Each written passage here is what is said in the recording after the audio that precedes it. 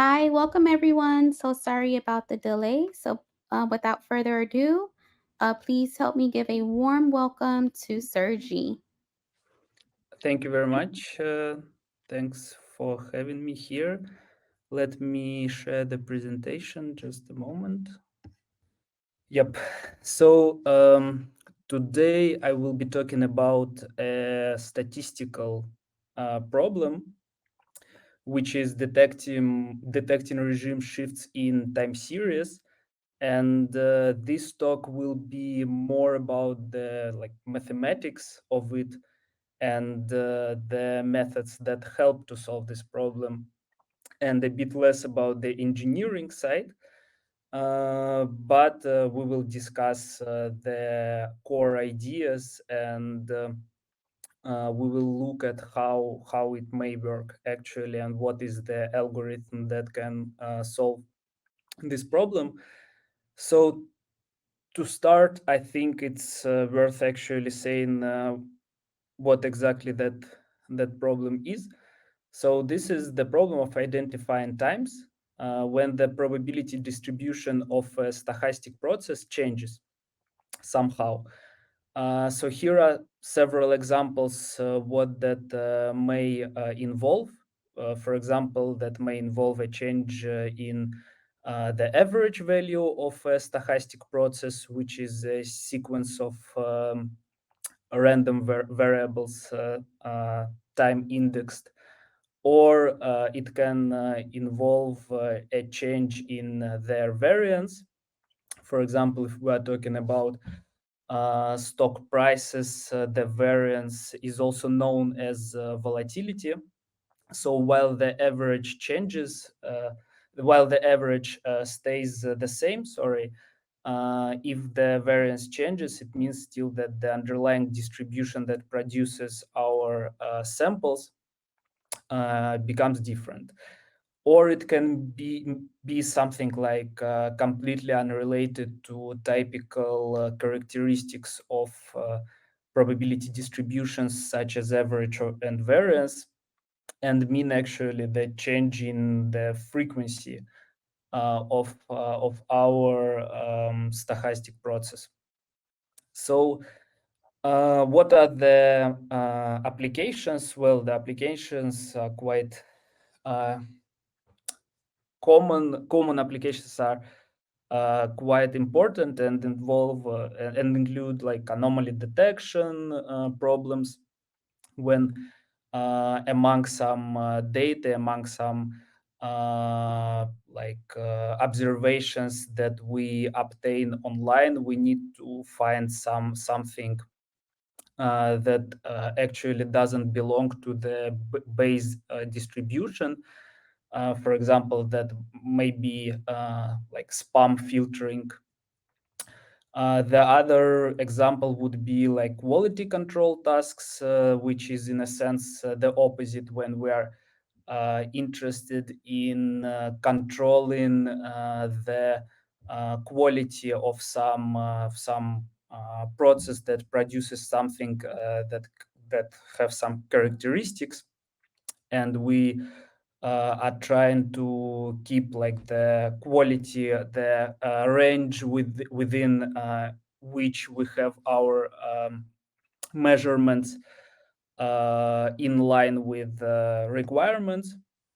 Or the other machine learning related application of this problem would be the change of the underlying data.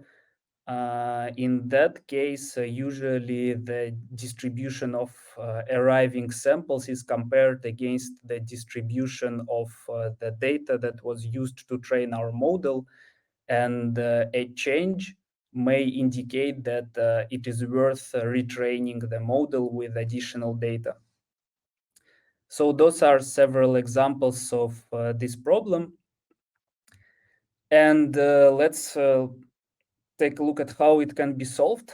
So the most common approach is based on maintaining some sliding window of most recent observations.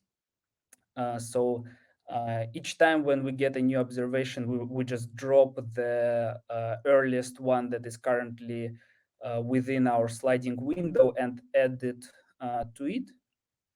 And then we compute some set of characteristics, like you can see on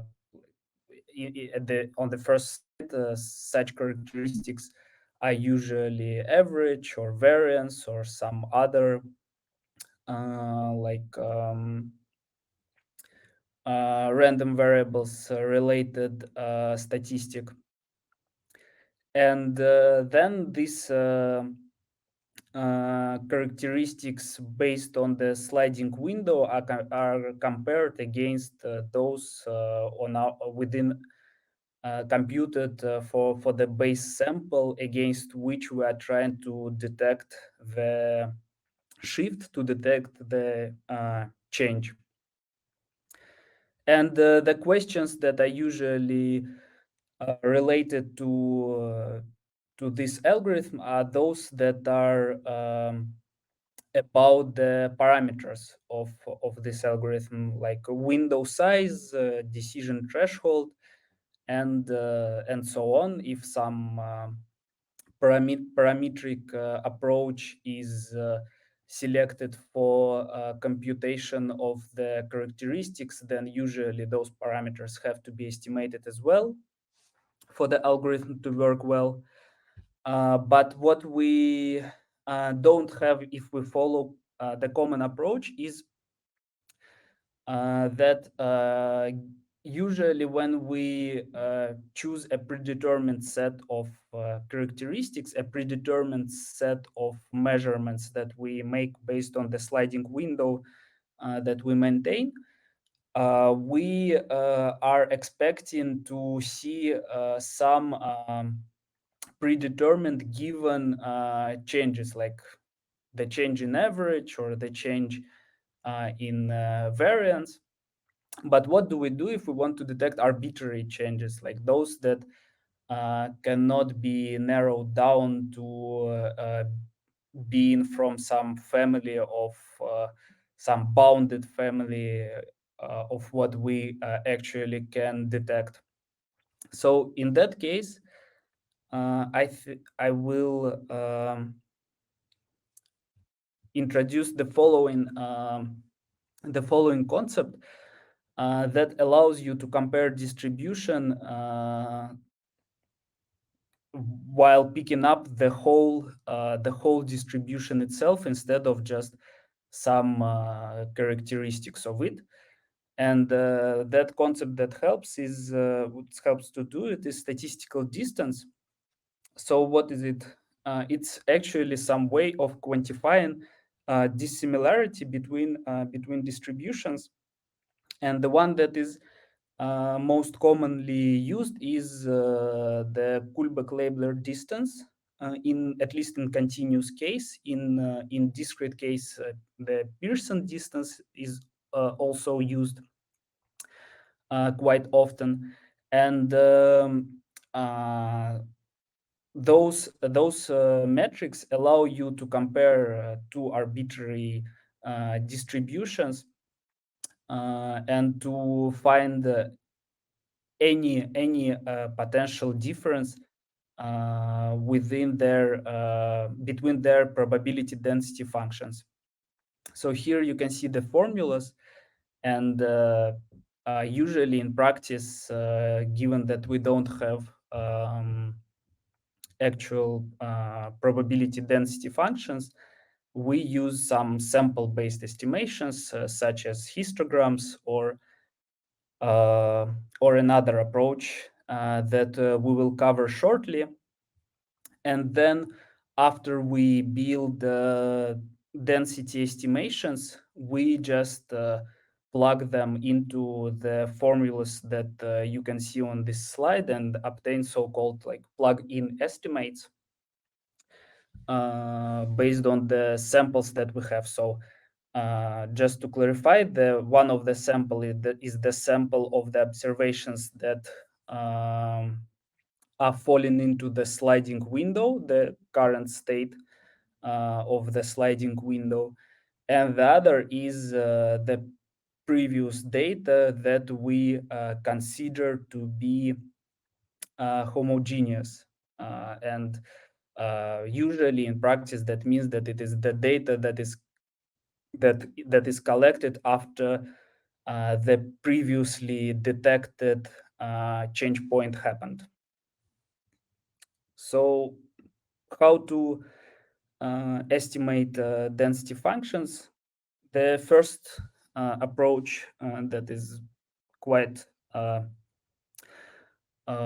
classical in statistical analysis is a kernel density function based estimation. So we choose some non-negative, some even, which means symmetric, and normalized, which means its integral is equal to one function.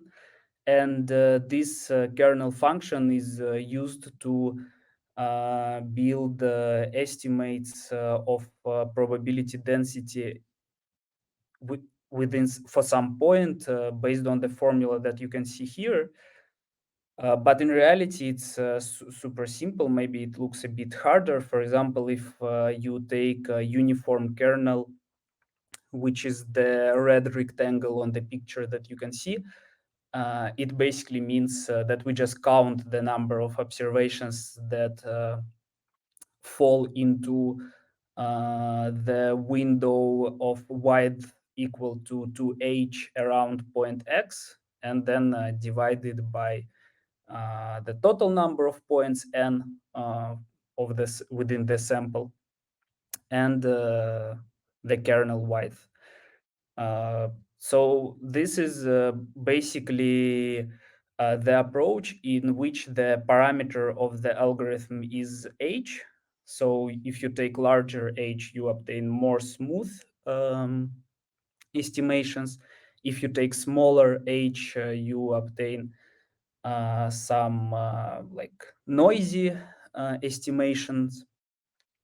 And based on each age, you compute for each point that you are interested in the number of points around the given x for which you are trying to estimate your density. And the other very interesting approach is basically obtained if we ask ourselves the question, what if we swap the parameter of the kernel density estimation, and instead of choosing the width as the parameter, and then based on the width computing the number of points that fall into the kernel, with the number of points as a parameter, and then computing the width as the value that we use in the formula for density estimation. So that leads to so-called k nearest neighbors approach. Why it is called k nearest neighbors? Because uh, to repeat one more time, here the parameter is k. It is the number of points that we want to obtain within the kernel. And then we ask ourselves, okay, so to obtain that k as the number of points, what is the h from the previous slide that is required? So which h would give us the number of points around x equal to k, and that h is actually equal to the distance to the kth nearest neighbor, just from the definition of who k nearest neighbor is. And if we just replace this formula with k being the parameter and rk being like the thing that we compute for each k, then we end up with this estimation where k divided by n is some fixed value, because k is fixed, and rk is what really depends on x, And for any given x, rk is equal to the distance to kth nearest neighbor. And then we just need to compute the size of the kernel as on the previous slide. Here it is written in terms of a d-dimensional space, and it is equal to a volume of a d-dimensional ball multiplied by the radius of such a ball. But in one-dimensional space, that volume is just equal to 1, and that formula comes down to just the distance. And it is equivalent to using a rectangular kernel from the previous slide. And yeah, as I already said, uh, one or the other approach to estimate density leads to one or the other plug-in estimates for the distance between the distribution of the sample that falls into the current window and the baseline distribution. So the next question is the one that has already been raised. So what to do with the parameters? And here I will just provide some intuition that the most important parameters that we have are window size. So how many recent samples do we want to take into account? Then it is the parameter of density estimation, which is either kernel width or the number of neighbors to use in k nearest neighbors approach. And then it is the threshold that should be used to actually make the decision that the change point has been encountered. So let's start with the last one, which is the threshold. So how to estimate it? It's actually usually done in the following way. So we just take the baseline sample, then we split it into sub windows that are having the size equal to the size of the window that we're using. And then we just compute the pairwise distances. After we do so, we obtain some distribution of what like a distance may look like if like we consider the current windows distribution to be in line with the baseline distribution.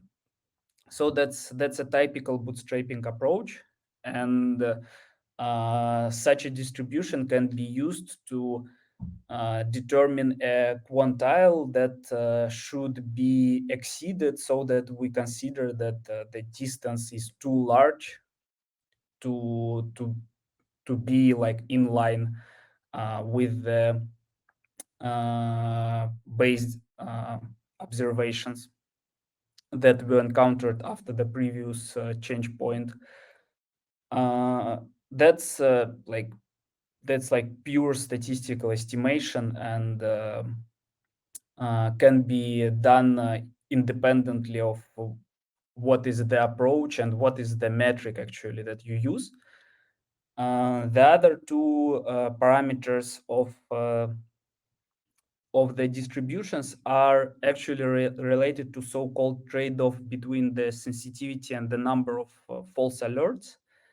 So if you take the window size like too big, then you basically have very smooth signal, and that means that you have like a very low number of false alerts, but it takes quite a lot of time, takes quite a lot of observations to see that the metric that you are measuring is actually different.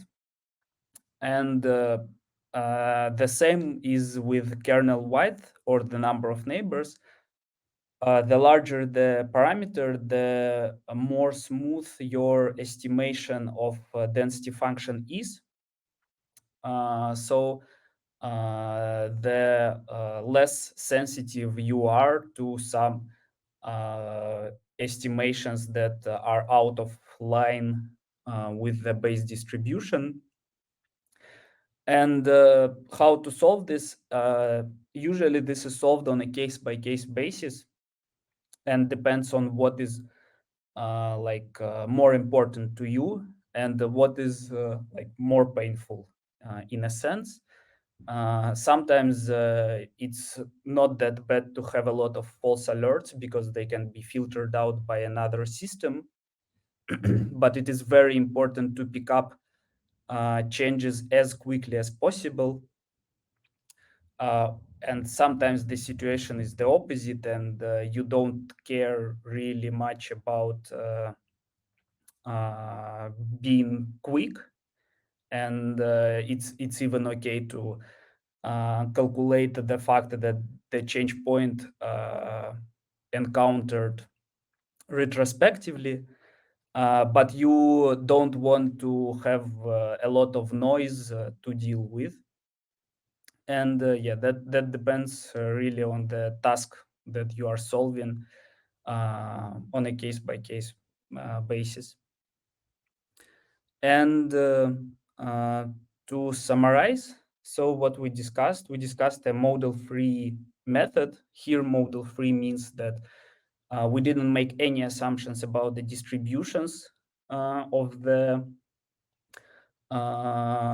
underlying variables that form our stochastic process, not parametric ones, not any other assumptions. This method is very easy to implement, and because of that, it is really easy to interpret it as well.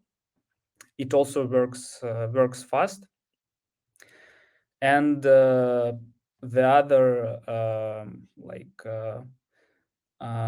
characteristic of it is that it's easy to explain it as well, and to integrate into any data workflows, such as those that are used to train machine learning models, or determine if they should be retrained.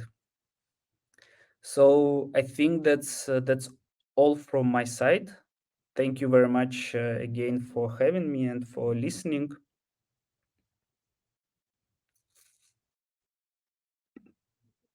So Amazing talk, Sergey. Um, oh, do you have, someone's asking, do you have some projects that showcase this? yes, I actually do. So the real world example of what we did using the approach that I described is the one that was implemented for an automobile, a car maker company in Germany. And they were interested in the quality of the metals that are used to produce car body parts, uh, such as doors or anything else. And uh, this was solved basically based on the distribution that is obtained from the local characteristics of those metals, material, the raw material of the metal that is used. So those distributions were quite uh, chemistry related, and it was a couple of years ago, so I don't really remember what it was exactly, but that was basically a production process in which you just measure some characteristics of the output, and that production process from time to time didn't go very well, and the cost of it was quite high. So we wanted to detect as early as possible that settings are uh, and somehow wrong and should be updated by the person who was controlling that process. So that falls into the quality control use case, and Yeah, it was solved based on this approach. So I hope that answers the question. The second one is, what are the drawbacks and weak points? Thank you. What are the drawbacks and the weak points of this approach?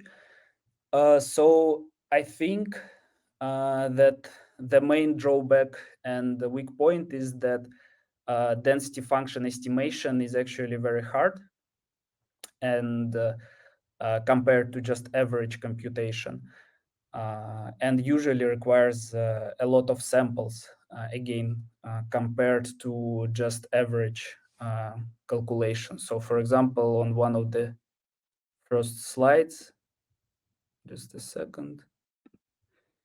Yes, here basically, uh, like it doesn't require a lot of data points to see that your average goes up or down. And it requires much more actually data points to compute some more or less smooth density functions, and then to obtain more or less reliable Kullback-Leibler distances. So in the use case that I mentioned, that was not a problem, because as you can imagine, like steel production process and the characteristics that we were computing, local characteristics, is an example of a situation when you actually get a lot of observations, because you could compute those chemical characteristics of steel very precisely within some very small local areas of the material that you are getting. And in that case, the distributions were really reliable. But in many real world practical machine learning, especially related business situations, uh, you cannot unfortunately obtain more or less reliable estimates. And the second problem that I also saw in practice is that, as I said, that method in a sense depends on itself, because when you choose your baseline against which you compare, you need to know what was the last change point. So in that sense, if you didn't actually estimate your previous change point very good in a very good way, then your baseline distribution is already polluted with a mix of multiple distributions with some probability. And how to solve this problem? Clustering approach can be used. So for the characteristics that, how to check that your baseline is actually baseline and it's like homogeneous, it's not like a mix of several distributions because you didn't correctly pick up previous change points, is to use a clustering algorithm to check that, for example, like your uh, metric of quality of your clustering algorithm, if you use just one cluster, is approximately the same as if you would use two or three or more clusters. So we did Mhm. something like that and it worked okay. And yeah, those I think are the main drawbacks. Regarding the copy of my slides, I think it's the question for organizers. I will be happy to share it with them, and they can distribute it further, I guess. Thank you. Thank you so much, Sergi, and thank you so much, attendees, for hopping on this session. Um, the discussion, sir, I'm sorry, the presentation, Sergi, you can drop it in the Discord. Okay, Um, yep. And just to let everyone know, this session will also be available for you to rewatch shortly. And you can also continue this conversation in the lounge. We are going to go ahead and end this session now, and then we have our keynote up next. So thank thanks you. again. Bye. Bye.